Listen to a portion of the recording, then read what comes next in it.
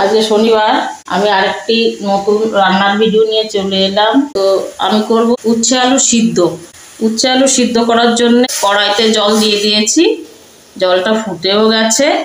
আর লাগবে হচ্ছে আমার, এখানে নিয়ে এসো, এই যে আলু আমি সিদ্ধ করে নিয়েছি যাতে আমার গ্যাসটা কম লাগে। এমনি আলুও দেওয়া যায়, একটু টাইমটা বেশি লাগে, এই জন্য। আর উচ্ছে, আর এই যে কটা লঙ্কা, কাঁচা লঙ্কা, যে যেমন খাবে সে তেমনি দেবে। এটা আমার শাশুড়ির মার কাছ থেকে শিখেছি, উনি খুবই ভালো রান্না করতেন। আমি আমাদের বাপের বাড়িতে কখনো দেখিনি, এটা আমি এখানে এসে শিখেছি এবং অনেকবার করেছি। খেতে খুবই ভালো হয়, আর বিশেষ করে এই গরমেতে খুবই ভালো লাগে খেতে। জলটা ফুটে গেছে, আমি এই যে আলুগুলো দিয়ে দেবো, দিয়ে দিচ্ছি। এই যে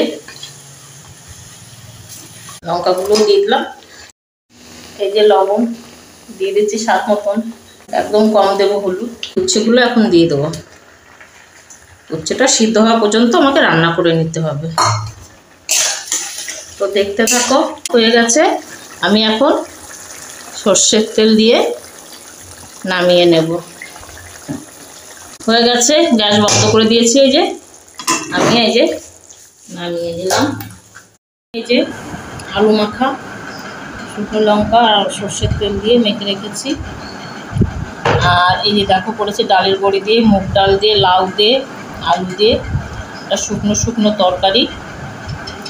এটাও খুব ভালো লাগে খেতে। এটা পুরো আমি ঘিতে রান্না করেছি। আর এই যে টমেটোর টক করেছি।